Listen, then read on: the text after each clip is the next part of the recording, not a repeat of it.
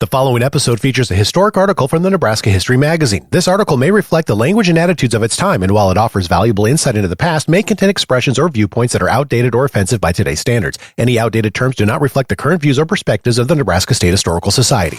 Welcome to the Nebraska History Podcast. I'm your host, Chris Goforth. Each episode, we explore articles written and published in Nebraska History magazine. Today, we revisit the remarkable story of President Gerald Ford, born Leslie King Jr. in a grand Omaha mansion and shaped by a turbulent family history.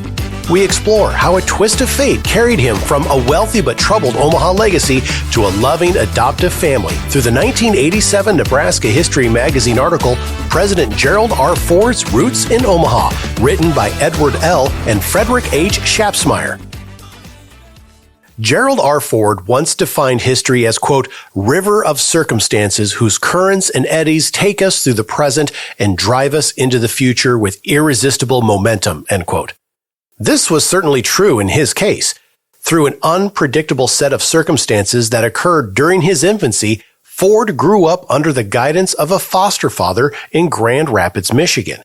He did not actually know until he was 17 years of age the identity of his real father or of his roots in Omaha. To what extent Gerald Ford's formative years were the primary product of heredity or of environment or of the interaction between them, we may never fully know. Gerald R. Ford Jr. was born in Omaha on July 14, 1913, to Dorothy and Leslie Lynch King. The newly born son was christened Leslie Lynch King Jr. He seemed to have inherited this world under the best environmental and economic circumstances.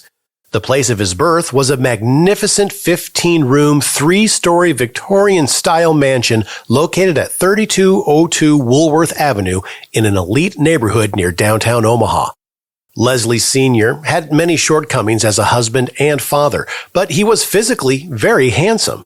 The young man was tall and broad-shouldered with sandy hair and blue eyes. Leslie Sr. was also the general manager of the Omaha Wool and Storage Company at a generous salary for the time of $2,500 per year. But more important in terms of wealth and social standing was the fact that Leslie Sr.'s father, Charles Henry King, was a multimillionaire. Charles King was founder and president of the Omaha Wool and Storage Company and the owner of the Woolworth Mansion, which had been his birthplace.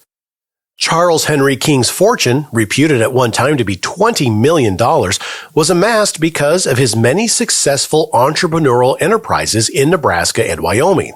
C.H., as he was known to business associates, was born in Pennsylvania on March 13, 1853. In 1884, he and his wife Martha Alice moved to Nebraska and settled in a sparsely populated region in Dawes County. Their home nestled along the White River in an area that was shortly to become the fledgling town of Chadron. As a sort of merchant pioneer, King first began to trade with the Indians and then started a general store known as C.H. King's Mercantile. A shrewd businessman, he anticipated the arrival of the Chicago and Northwestern Railroad network into Chadron and the nearby Wyoming territory. Thus, he constantly expanded his commercial enterprises. Eventually, King owned a string of general stores, lumber yards, banks, wool trading companies, a freight hauling business, and much real estate strategically located where the railroad access ensured the founding of future towns and cities. It was on July 25, 1886, when Chadron was barely recognizable as a community, that Leslie Lynch was born. By the turn of the century, C.H. King was a baron among wool traders and a merchant king in western Nebraska.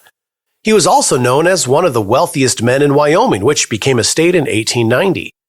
Ambitious and eager to seize new opportunities, King shifted his business headquarters to Omaha in 1905. Because it was the eastern terminal of the Union Pacific Railroad, with many other roads making their way to their western terminal, C.H. viewed Omaha as a city with a great future.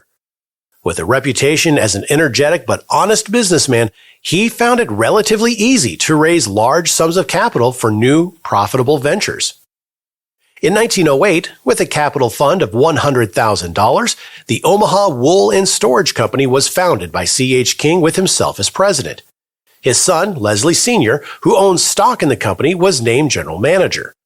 Their huge warehouse, 1,200 feet long and 150 feet high, and covered with a corrugated iron roof, was conveniently located so that the Union Pacific ran a side track up to its loading dock. Within a year, wool was being shipped into Omaha from western Nebraska, Wyoming, Colorado, Montana, Idaho, and South Dakota. Not content with just one successful business, C.H. also started and served president of 3 other commercial firms. One, the C.H. King Company, dealt in wholesale food merchandising. As one of the premier businessmen of Omaha, the elder King entertained royally in his luxurious home with its ornately decorated ballroom. Just why C.H. King decided in 1913 to move from Omaha to Glendale, California, is not clear. Health problems may have been a factor since he did have some heart trouble. More likely, the breakup of his son's marriage played an important role. The court records of his son's divorce and the subsequent litigation suggest that C.H. may have been motivated to move from Omaha in an effort to assist his son to evade certain legal obligations resulting from these proceedings. If the elder King had a fault, and there seemed to be none relative to his business transactions per se, it was his personal predilection to spoil and overindulge his son. In any case, this big-time merchant and wool trader subsequently lived in Glendale until his death on February 27, 1930. Although his accumulated fortune declined during the initial years of the Depression, he, and later his wife, left a considerable monetary legacy to Leslie Sr. Leslie Lynch King Sr. was married to Dorothy Ayer Gardner in Harvard, Illinois, near Chicago, on September 7, 1912. Their son, Leslie Jr., who was to become Gerald Ford, was born 11 months later in 1913. The marriage of Dorothy and Leslie Sr. lasted only about 5 months longer. On December 19, 1913, Dorothy obtained a divorce from her husband on the grounds of extreme cruelty and was given sole custody of their only child, Leslie Jr. While granted visitation rights, quote, at all proper times and places, end quote, Leslie Sr. was also ordered by the court to pay the following sums of money: $3,075 as alimony in lieu of Dorothy's household goods and personal possessions, which he kept, $300 in attorney fees, and child support of $25 per month until Leslie Jr. attained his majority at age 21. The tangled tale of his divorce did not end with this judicial judgment. In fact, Leslie Sr. had filed first for a divorce, claiming his wife had abandoned him for no valid reason. In cross-filing, Dorothy alleged that it was her husband who was abusive, went into frequent temper tantrums, used vile language, and on several occasions, while in fits of anger, resorted to physical abuse. Claiming to be a battered bride, she, not her husband, won the final divorce decree. But Leslie Sr., not willing to bow to the court's decision relative to the financial judgment imposed upon him, quickly fled from the state of Nebraska to Riverton, Wyoming. By changing his legal residence, he evidently intended to avoid paying future child support by getting beyond the jurisdiction of the Douglas County, Nebraska court. In addition to this devious ploy, Leslie Sr. claimed that he was now without income since his father had discharged him from his job as manager of the Omaha Wool and Storage Company, that his stock in the company had been surrendered to his father in lieu of debts owed by him to C.H. King, and to compensate for overdrawn accounts relative to the business, he transferred the personal property of his wife to his father to settle the obligation.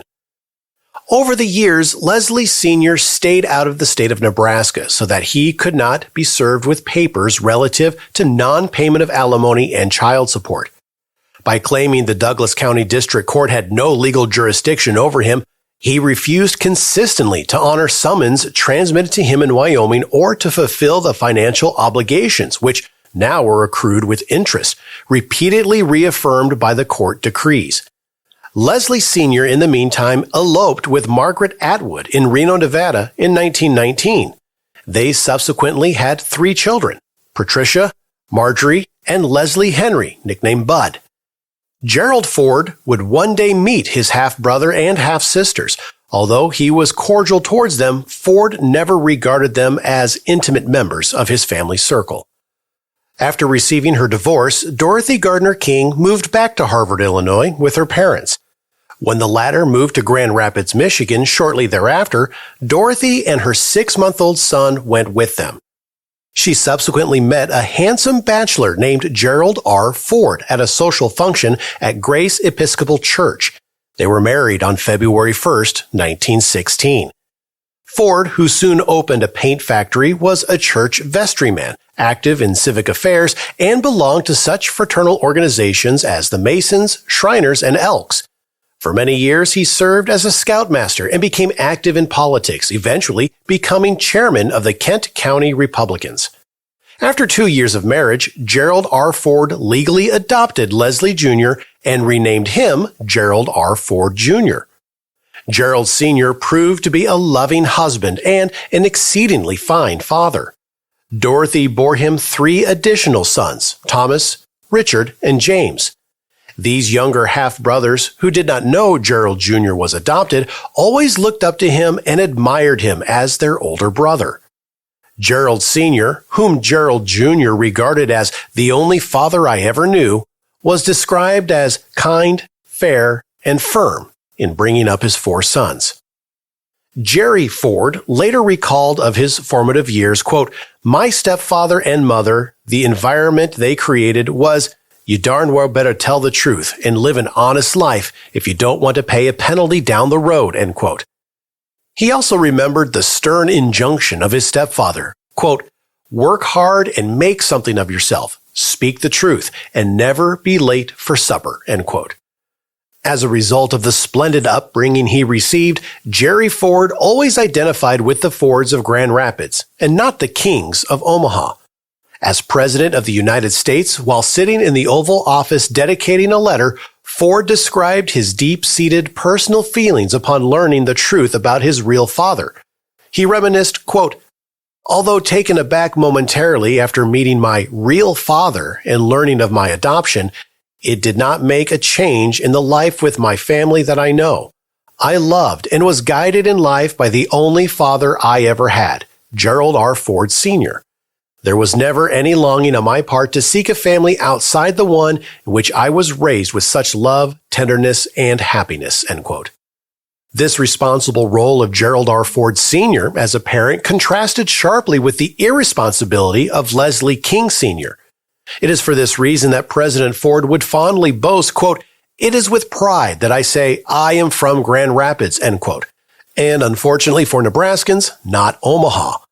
King's wealthy, carefree lifestyle might have produced a different type of Gerald Ford Jr. Margaret Atwood, the second Mrs. Leslie L. King, admitted, quote, "I know Leslie King, the son I married, was spoiled," end quote. This characterization was likewise that of those who knew him and remembered Leslie Sr. as a rich man's son with a reputation as a playboy. In addition, Mrs. Leslie King recollected that just before their marriage, her husband, quote, "told me that he'd been married and divorced and had a small son living with his former wife in the Midwest. But after we were married, he never brought up the subject again. I don't know if he ever paid any child support or alimony or anything. If he did, he certainly kept it a secret," end quote. Mrs. King recalled that when she and her husband were traveling by train in 1830 from Riverton, Wyoming to Detroit to purchase a new Lincoln automobile, Leslie suddenly announced to her, quote, "I'm going to look up that son of mine. He must be 16 or 17 by now, and I'm going to ask him if he wants to move in with us," end quote. At the time, Mrs. King voiced no opposition to this surprising suggestion that after many years, without any contact, they should invite this son to live with them on their large ranch in Wyoming. In his memoirs, former President Ford recounts that memorable and traumatic day when for the first time he met and came to realize that Leslie Sr. was his real father. The young Ford, then 17 and a junior at South High School in Grand Rapids, was working at his part-time job as a waiter that noon at the Bill Skugas Dairy Shop. Jerry was stunned when a stranger walked up to him at the counter and announced, quote, "I'm Leslie King, your father," end quote. Jerry Ford was in a state of shock, but consented to have lunch with Leslie King, who introduced him to his wife and 4-year-old daughter, Patricia. Ford had never been told that he was an adopted son, a practice that was then common, so it was difficult for him to comprehend having a father other than Gerald R. Ford Sr. Recalling the incident in his memoirs, President Ford wrote, quote, "Nothing could erase the image I gained of my real father that day. A carefree, well-to-do man who didn't really give a damn about the hopes and dreams of his firstborn son. When I went to bed that night, I broke down and cried," end quote. The poignant aspect of the situation was far greater than Jerry Ford realized at the time. His biological father, who had never before bothered to visit him or to write, had, unknown to the young Ford, been the target of continuous court litigation in an attempt to force him to pay child support and other money due to Dorothy, in which he was in arrears by deliberate default. This was at a time when Leslie Sr., already a wealthy man, had inherited $50,000 in cash from C.H. King after the latter's death. Considering Leslie Sr.'s prosperous financial status, he did own King Investment Company, a ranch in Riverton, and a lumber yard in Casper. It was really a trite gesture to give his son a $20 bill upon departing from Grand Rapids to pick up his new Lincoln Zephyr in Detroit. The first time Jerry Ford ever saw his half-sister Marjorie and half-brother Leslie Henry was in 1936. Ford, then an assistant football coach at Yale University, got a summer job as a forest ranger at Yellowstone National Park in northwestern Wyoming. Ford took the initiative, perhaps motivated by curiosity or a feeling of obligation, to visit his father's ranch in Riverton. He stayed for 2 days. Many years later, Marjorie, Ford's half-sister, who was then a junior in high school, reminisced about meeting this attractive half-brother whom she previously had never seen. Jerry was athletic in build, tall, blonde, blue-eyed, and possessed broad shoulders. He was extraordinarily handsome in his dapper ranger uniform and riding boots. She remembered being captivated by his presence. Quote, "I sort of hero-worshipped Jerry that summer. He was the big man from Yale. We used to take long walks in Riverton together before he went to Yellowstone. He was understanding and sympathetic, and I was a wide-eyed teenager. I always remember him with fondness and kindness. He looks just like our father," end quote. It is not clear from available records whether Leslie Sr. helped get Jerry the summer position at Yellowstone so his son could meet his family, or whether, as Ford recalled, Senator Arthur Vanderburg from Michigan used his influence with the National Park Service to get him the job. Likewise, Ford later indicated that he did meet his real father from time to time, but how many times or where, it's unclear. There is some evidence to indicate that Leslie Sr. once took his family to a Yale University football game to watch Jerry perform coaching activities. Leslie King was an avid football fan and seemed to revel in the athletic accomplishments of his first son. In 1939, Leslie Sr. made the mistake of taking a trip to Lincoln, Nebraska, where, due to an outstanding warrant for contempt of court stemming from his long and obstinate refusal to pay the court-ordered financial support for his son and other related assessments, he was arrested and held in jail pending the final disposition of the matter. He was cited for, quote, contempt, negligence, and misconduct, end quote. On this occasion, despite pleas by Leslie Sr. that he had, quote, no property or assets, end quote, and was, quote, suffering from asthma, end quote, the Nebraska court maintained physical custody of him and rejected his arguments. He was subsequently decreed that he had fraudulently transferred goods to C.H. King, and that his departed father had, in fact, acted in collusion with him to defraud Dorothy of her rightful property. The amount of money settled upon by both parties to satisfy back payments that were due plus interest totaled $4,000. Leslie Lynch King Sr. finally paid that sum to gain release from court custody. So it was that 23 years after the divorce had taken place and Jerry Ford was 26 years of age, Leslie Sr. was forced to meet his obligations as a father.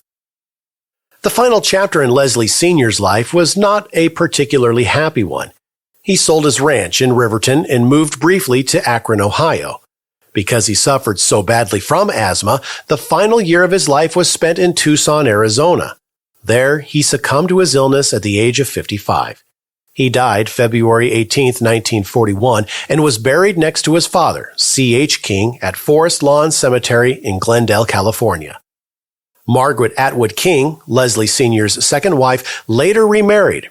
Her second husband was Roy Mather, a copy editor for the Los Angeles Times. The former King home on Woolworth Avenue in Omaha was eventually converted into an apartment building. In 1971, a fire destroyed the structure, and the charred remains were razed shortly thereafter. For 2 years, the empty lot was left vacant to grow weeds and attract litter. It was in 1973, when Gerald R. Ford became vice president, that Omaha businessman James Paxson bought the lot for $17,000 and donated it to the city.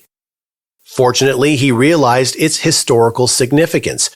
A year later, when Ford became president, Paxson further contributed $250,000 to a fund for the creation of a proposed Gerald R. Ford Birthplace Memorial Park. Senator Roman Hruska from Nebraska joined forces with James Paxson to initiate a contest to pick a design for the park and thereby draw public attention to the project. The first prize was $1,000, and the winner was 21-year-old student Gary L. Dubras of the University of Nebraska School of Agriculture. His well-devised plan called for a multi-level flower garden surrounded by ponderosa pines so it would blend in with Hanscom Park across the street. In the center stood a gazebo walk-in with columns similar to the north portico of the White House. A glass display held Ford memorabilia, including a small-scale model of the original King house and one brick salvaged from the foundation where the remains of the structure were leveled. Gerald R. Ford visited the empty but cleaned-up site when he was vice president. Since the park was not completed during his tenure as president, Ford never saw it while he was in the White House. He was present, however, at its dedication on September 21, 1977. The flowers were in bloom, the fountain flowing, and the American flag flew from a permanent fixture. Later, on July 12, 1980, a portion of the grounds was set aside as the Ford Rose Garden in honor of former First Lady Betty Ford. Annually, a myriad of tourists leave the Gerald R. Ford Expressway to visit the Gerald R. Ford Birthplace Memorial Park located at the corner of 32nd and Woolworth Avenue in Omaha. No doubt many who gaze at the beautifully landscaped birthsite of Gerald Ford, the only president thus far to have been born in Nebraska, are not fully cognizant of all the strange ramifications of the King connection in Ford's life. On a sardonic note, it is true that Leslie Lynch King Sr. would not be remembered if he had not ignored his first son for so many years. The final twist of irony is that whereas the King family lost a president from their legacy, the state of Nebraska gained claim to one. Thank you for listening to the Nebraska History Podcast. To learn more about Nebraska History Magazine, to listen to more podcasts, or to support the podcast by becoming a member of the Nebraska State Historical Society, go to history.nebraska.gov/podcast. And don't forget to subscribe to the podcast and get notified when we release a new episode every other Thursday on your favorite podcast platform. Until next time, I'm Chris Goforth.